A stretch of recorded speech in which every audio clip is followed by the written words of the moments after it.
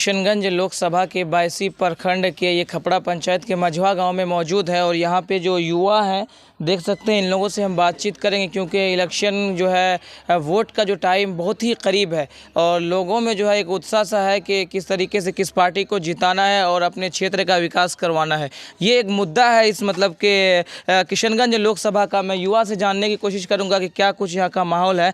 भाईजान, यहाँ पे जो है तीन जो है मतलब के पार्टी वो बहुत ही ख़ास नज़र आ रहा है, जो कि एक हाथ छाप है, एक फूल छाप है और साथ ही साथ पतंग छाप है।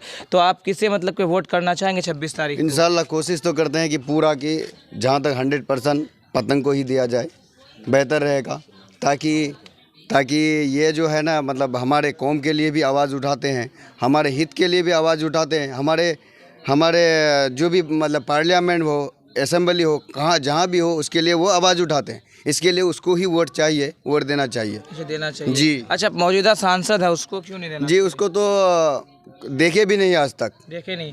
नहीं। चेहरा दिखा देंगे तो वोट दीजिएगा उसको? नहीं, चेहरा से उसको क्या है, वो हमको उसको तो देखना चाहते हैं। नहीं, उसको देखे ही नहीं तो उसको वोट कहाँ से देंगे? इस बार देख लीजिएगा। इस बार देखने से भी नहीं दिया जाएगा उसको, क्योंकि काम तो हुआ ही नहीं उसके। नहीं हुआ। आप कहाँ रहते हैं? जी, हम हैदराबाद में रहते हैं। आपका नाम? मेरा मोहम्मद रजा, हैदराबादी। अच्छा, हैदराबादी बिरयानी पकड़ लिया क्या जो आप? नहीं, वैसी बात नहीं है, वैसी बात नहीं है। हैदराबादी बिरयानी की बात नहीं है। तो? हैदराबाद में रहते हैं, उसकी वहाँ का काम काज वगैरह जो भी है इंशाल्लाह वो अच्छे करते हैं। वो किसी मंत्री संतरी का मोहताज नहीं है, वो सिर्फ काम बोलता है, ओवैसी का काम बोलता है। अच्छा, कुछ लोग बोलते हैं कि सिर्फ ओवैसी बोलते हैं, हैदराबाद में भी कोई विकास नहीं है। अब वहाँ जा कर के आइए मेरे साथ, नहीं अगर हो रहा है तो हम आपको लेके जाएंगे, गली गली दिखाएंगे।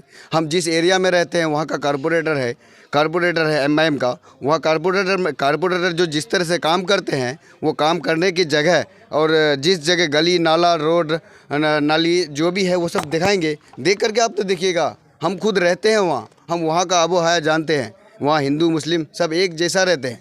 अच्छा, उसी तरह ऐसा लगता है कि किशनगंज में? जी, इंशाल्लाह होगा। हम युवा अगर ठान लिए तो कुछ भी हो सकता है। या लहर किसकी चल रही है? इंशाल्लाह MIM का ही चल रही है। MIM गली में हर गली में हमारे गांव में 90% 85 से 90% वोट MIM को ही जाएगा। अच्छा। जी, MIM को ही क्यों देना चाहिए? MIM को इसलिए देना चाहते हैं कि मतलब इससे पहले तो कोई कांग्रेस आया, RJD आया, उतना ही उस सबको देखने के बाद ही कुछ काम हुआ ही नहीं। इसके बाद वो MLA का इलेक्शन आया, MLA में देखिए उसके आने से इतना सारा काम हुआ। MIM के डर से उसको करना पड़ा, इसलिए हम MIM को लाना चाहते हैं। MIM के डर से काम करेगा। अच्छा, बोलते हैं कि MIM के नेता खाली बोलते हैं, काम कुछ भी नहीं होता। अगर बोलते हैं तो वैसे तो खरखड़ी पुल कैसे आ गया? खरखड़ी पुल भी आया ना, तो किसके लिए आया? कौन लेके आया? वो तो दूसरा कोई लाया नहीं। खरखड़ी पुल जो लाया हमारे अख्तर इमान साहब ही लेके आया ना, उसके बोलने से आया ना। तो फिर आप कैसे बोलते हैं कि बोलने से कुछ नहीं होता? कह रहे हैं कि कांग्रेस को ही देंगे 70 साल से। वो जो होंगे वो कांग्रेस को ही देंगे। हम जानते हैं कांग्रेस ने हमारे खून चूसा है और चूसने नहीं देंगे। अच्छा, तो आप लोग को आपके माँ बाप की तो बात माननी चाहिए ना, आप लोग नौजवान हैं। देखिए, हम अपने माँ बाप की बात मानते हैं, मगर हम अपने माँ बाप को ये भी मतलब बता सकते हैं ना, ये रास्ता गलत है, ये रास्ता सही है। हमारे बुजुर्ग चल रहे इस रास्ते पर। बुरे बुजुर्ग अगर गए, मानते हैं कि हम बुरे बच गए 35 साल 37 साल 40 साल आज़ादी का आज 76वां साल है, उसके बाद भी अगर कांग्रेस को ही वोट दिया जाएगा, कांग्रेस को ही वोट किया जाएगा, तो हम लोग अंधेरे में घुस गए हैं। आपको क्या लगता है 70 साल से जो लोग थे, मतलब कि क्या देश आज़ाद होने के बाद से लोग क्या अंधेरे में थे? अंधेरे में लोग नहीं थे। हम लोग खास करके मुसलमान अंधेरे में ही थे। अब जी आप जाग गए हैं? जी, जाग गए हैं नहीं, बहुत जगह दिए हैं हम लोग को। अच्छा। वो ऐसा लीडर है जो जगह दिए हैं। कैसा लीडर? कौन लीडर?